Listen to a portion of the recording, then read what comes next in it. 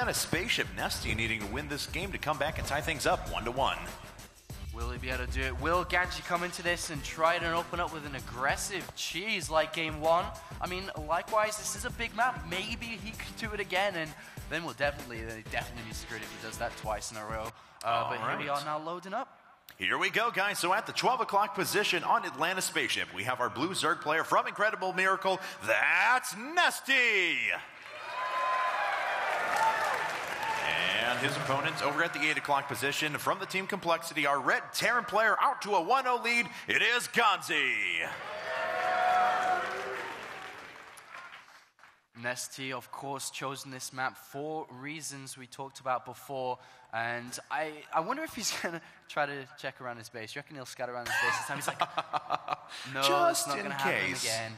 GanZi, of course, isn't going to do anything this time around. Does throw down that supply depot inside his main base here. One of the other advantages of going mech here, not only because of how difficult it is to play that marine tank style, is that the natural to third baseline and Lattice is actually very close together. Yeah. You can have like 2, 3, 4 tanks spread across that can cover both entrances there as well. And do you know the reason, we just had that stat on why, not why, sorry, NesTea's old name used to be Zerg Bong. Do you know why he couldn't use Zerg Bong in StarCraft 2? No, I do not. Because Bong is not allowed to be used on BattleNet 2.0. It is a word. Interesting.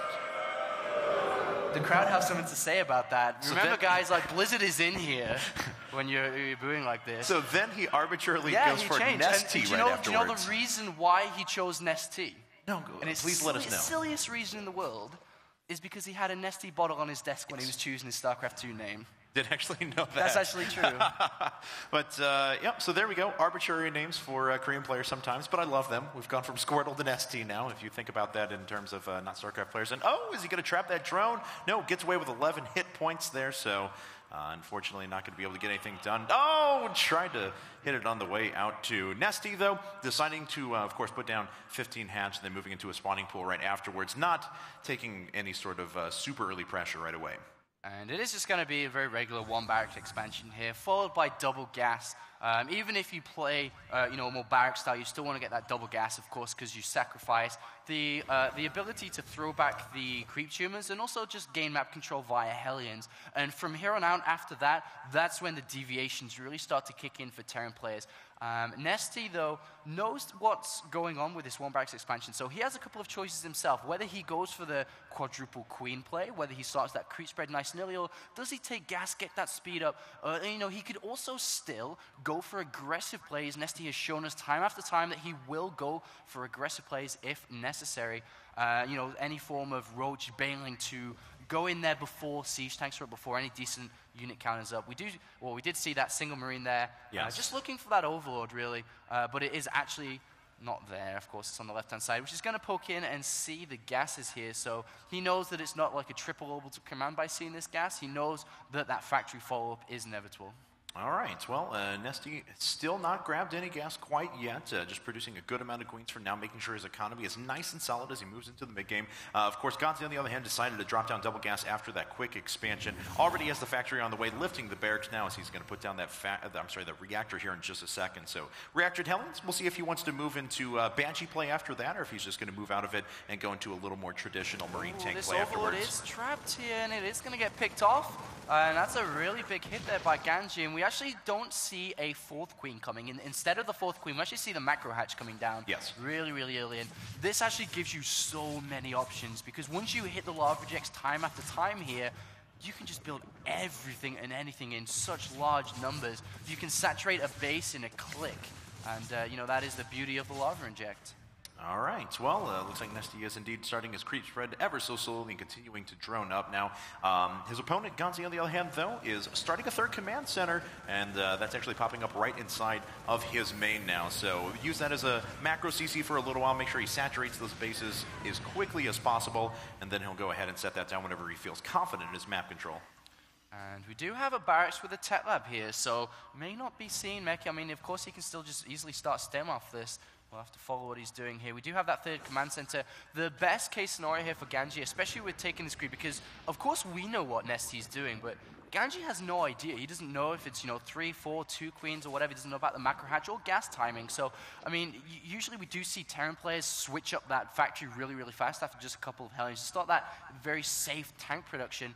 But Stim is going to be starting here. And we talked about if he did go for this Marine tank play, NesTea is going to really walk over this kind of style here, and it will suit his style too, as we do see the double evolution chamber coming down for those double upgrades to start straight away. Speaking of double upgrades, though, GanZi actually just threw down double evolution chamber as well, so he's going to invest quite a bit into his upgrades and make sure he has a nice basis for the later part of this game. Going to play defensively for the time being, and he does have pretty good map control, of course, as those Hellions still have not been dealt with at the front of NesTea's natural. And NesTea, he doesn't have speed yet. I was about to say, he doesn't even have speed yet. He's opted to go for these double evolution chambers first, and he is in a difficult position in terms of economy because of this choice, because he isn't going to take a third base anytime soon. We actually see a drone throwing down a spine crawler here in a defensive posture. These Hellions even do damage to the evolution chamber, but the reason why he can't take a third is how the hell is a drone going to get past Hellions at this stage of the game? A simple scan here as well. Well, if he actually loses Hellions to slow Lings, then I wouldn't be surprised. Well, if you notice that as soon as he sent the Lings out, he was like, oh yeah, speed, that thing, and started upgrading it right away. Yeah, because he actually can't move out until, he can't take a third base until speed is done here. So this is actually really, really good here for GanZi, who has that third command center, who is at 46 SCVs already at this game. But he does really need to land a scan, actually, to start getting rid of these creep tumors. I mean, a single scan would kill 4 or 5 creep tumors there, but he's quite content by seeing there's no third base down here by NesTea, who has to go straight to lair. But that does open him to able to go straight into 2-2, as the timing of this is pretty much aligned.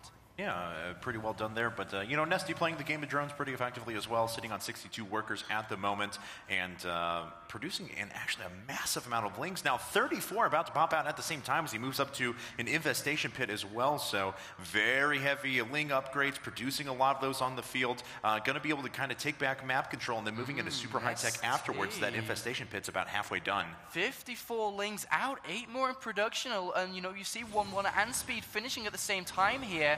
There is the transfer down to the third base. Hellion loses here. NesTea is going for this. He knows about this third base. GanZi has no idea about these Lings charging down here. There's so many Marines naked here. A bunker's trying to get down behind the mineral line. Even the main base is actually open! He made it in, and I don't know what GanZi is going to be able to do to defend. He's got to pull a lot of his units back, but as soon as he does, a bunch of Lings are going to run into the third as well. Bunker goes down, SCV's pulled off the line to help and attack as well, and a lot of economy is going to be lost here. Oh, he's taking so much damage here. The SCV line, there's so many SCVs there. Marines come to help out, but they're not going to do anything. The upgrades have kicked in for the Marines, so they're helping, but how many SCVs has he lost? He's lost 7 SCVs, but GanZi managing just to hold on here. Yeah, he does. Not taking as many losses as I had actually anticipated at the beginning there. Dealt with those Lings pretty efficiently by moving units away. Yes, he did lose a couple of structures up in the front, but he didn't really take a lot of losses in those SCVs, and because of the 3 command centers, actually had a pretty good head start there as well. So we can see the infestation pit about 40% of the way done with that pathogen glance. Here comes more Ling. Here come a few more Lings, though. Running into the third, nothing sitting inside of the bunker, so he's going to go after a bunch of SCVs to begin with, taking out about another 5 or 6 of those before they're able to get away. Yeah. And no, not able to get away at all, as he's just going to charge directly into the natural. Oh, this is such a big gamble by GanZi. He's actually sent 2 medivacs to the main base of NesTea. That's why he has no units here. NesTea's killed 20 SCVs and more units are dying. The double medivac is going to go inside the main base of NesTea, but to what end? He's losing his entire infrastructure. All right, well, there's a drop hitting NesTea's base as well. Will he have enough units out to defend that in just a second, as a few drones are being lost on his part, but everything is pulled off the line for GanZi, and a lot of those SCVs are dying. Oh man, 6 infestors are about to pop out inside that main base. They can immediately fungal here. I think the pathogen glance has finished. Yes, it has. And wow, he grabs everything. And the infested Terrans are going to pop out and help take out those medevacs here in just a second as well. A few Lings are being filtered in to deal with the Marines that are on the ground, and looks like he has to wait for a few more reinforcements to come in, but it is 53 workers killed to just 21 at the moment. NesTea has done a huge amount of economic damage. And he's going to clean up this main base as well. There's too many Lings there, clearing up the Marines here, and look at that, he's going to have to just pick up and leave now. And it looks like the situation has stabilized, but let's have a look at the damage done now. 21 SCVs remain versus 47 for NesTea, who has double expanded while doing this aggression. You can see there that, wow, mules are good. I was actually not going to say that, but there's a lot of mules just landed. I was actually going to say the complete opposite there. Don't you love that feeling when like 40 mules land at the same time? You want your economy I know, skyrocket. I was about to say it. NesTea has double the income, and then there's like 6 mules on them. Like, oh, NesTea has half the income. How much do all you non-Terran players love mules out there? That's what I want to know. Not a great response. All right, so let's see now as a few additional barracks are being thrown on. As 2-2 upgrades actually just finishing up for both players. They're actually about to hit at the same time. So we saw there 32 workers to 58 at the moment in favor of NesTea. And as soon as he gets his third and fourth bases saturated, that economic rate we saw before is going to go quite a bit up. And both of these guys equal in upgrades. We have 2-2 Marine Marauders, of course, and 2-2 Lings out here.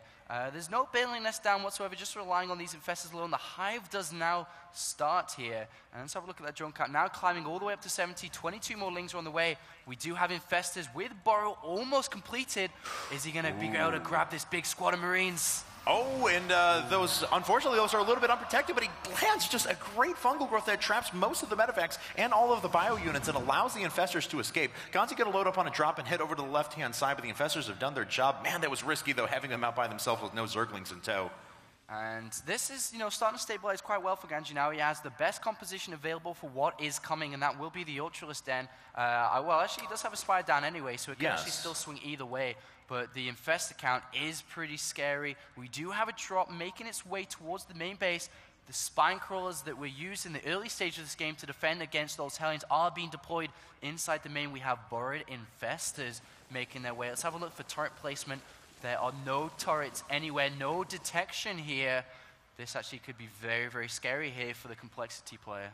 Yes, it could be. So somewhere his teammate, or I'm sorry, somewhere GanZi's teammate Katz is clapping in joy as he sees those Burrowed Infestors running across the map. But let's see here now as the drop's going to make its way in, but there's already a couple of spine crawlers there. But NesTea's making his way in with those Burrowed Infestors. A few splitting themselves up, going into the natural, some heading over to the third. They're going to pop up here in just a second. This could be a lot of dead SCVs. Oh my god, he's gone to every single expansion of GanZi, the third, natural and main. There go the infested Terrans. He's just going to do so much damage. The complete economy is going to be thrown out the window. And GanZi is across the map all the way at his opponent's base as well. He's going to try and counterattack. We'll see if he can do any damage. But for now, NesTea is just ravaging the economy of GanZi. GanZi is going to take a base and trade possibly.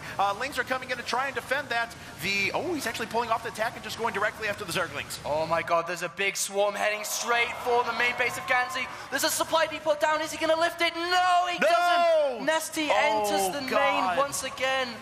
And this is crazy. I just don't know what GanZi can do about this now as Lings are starting to flood into his base. He still has those Infestors as well, so he's able to pop in some infested Terrans from behind and pull the attention away from a lot of the bio units. However, GanZi's running right up the gut, moving into his opponent's natural as well. NesTea has nothing to defend at home. He's about to make 8 Infestors. If he can just hold on until 8 Infestors pop, then he will be able to start to combat that force. But right now, GanZi can rip through everything.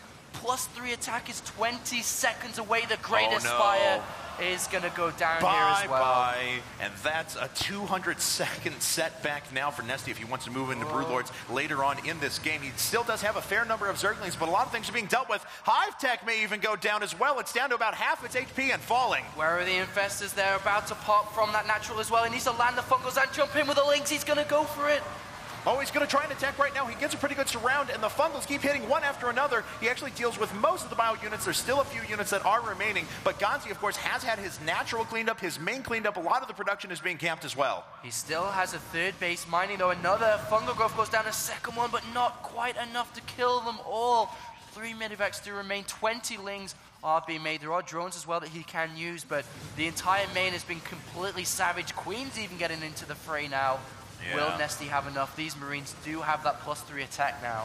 All right, well, there is a pretty big supply disparity between our two players. 86 supply to 53, and NesTea has bunkered up pretty well over at his pocket expansion by the rich Vespian Geyser, so he did have a few spine crawlers out there to aid in the defense. Looks like GanZi is finally stabilized back at home as well, but the damage has been done. GanZi has not been able to really produce anything in quite a while. He is sitting on 2 Marauders and 18 Marines at the moment, though. Yeah, what NesTea needs to do now is just keep these infestors burrowed. He actually does a legend is so good at observing, by the way. He actually picked up the 4 infestors have just been forgotten about there, but hold that as we do see the fungal cleaning up that squad of units there. And NesTea cleaning this game up, finally grabs those 4 infestors on the right-hand side here, which will be joined together. Let's have a look at the count here. 13 infestors. Yeah, that's quite a staggering amount, but not a lot to support those. 18 Lings are still on the field. Big thing for NesTea is he still has a few infestors sitting inside of GanZi's main, where all the production is sitting at the moment. So more infested Terrans are popping out, and he's dealing with a couple of units that are running up there. It looks like GanZi will finally be able to stabilize at some point. He'll probably scan and pick up those infestors as well. But NesTea making his way out with a bunch more infestors and reproducing a ton of Lings, just chugging those right through the middle of the map. Yeah, NesTea's going for the kill now. It's a very, very fortified third base area with 3 bunkers down, but he's going straight for the main base. A Banshee is out, but what good is that going to do with all these infestors as he goes straight for the throats? Yeah, and nice choice there to burrow the infestors, get them out of the range of the Banshee. The infested Terrans are going to need to be able to deal with that Banshee here in just a second. Smartly, GanZi already pulling that away, but the infested Terrans' power output is just too much. A lot of barracks are going to die here. Yeah, that's all the production. There's actually no production on that third base. Everything is in the main now. The 2 barracks are going to go down, only leaving a single one here. And look at this fortified area, and oh my god. Oh, the infestors are going in. And there is a turret there. SCV's tickling the infestors. Oh, wow, and there's the infested Terrans. Yes, the SCVs are trying to rally themselves back, but not going to be enough right there. They are pulled completely off of the line. A few Marines are running in now, but the infested Terrans are out in force, and the infestors still simply have not been dealt with quite yet. NesTea actually re-expanding to his original third. And this is looking more and more unlikely for GanZi to pick this game up now. Still producing Banshees. Does have another one. More mules are being called down as the infested Terrans get cleaned up, but, well, guess what's coming in? More Lings. Single Banshee, a handful of Marines, though, still doing so much damage. There's only +2 carapace on these Lings with that +3 attack. They shred through here. Infestors, not quite with enough energy yet, but... well, they will recharge. Yeah, well, all high tech had been set back for quite a while. As we can see, layer tech has just been restarted now for NesTea, so he's got a long way to go before he'll get any more high tech units out there. The infestors are trying to swing in once again. Well, the worker count is currently 13 to 39 in favor of NesTea at the moment. He still has a decent number of units on the ground. The supply gap is increasing, and he has just turtled up inside of his pocket expansion there. And how many Banshees now? Currently 2 Banshees out, a third one on its way. More infested Terrans get planted down onto this third base. Going to kill that bunker first of all, and then go straight for the Marines inside. Then finally the SCV count and the mules remaining. GG! Took a little bit longer than we thought, but NesTea has equalized. It is 1-1 now. We're heading into the rubber match, game number 3. Yeah, NesTea winning his map choice there, which should be expected from NesTea. Currently being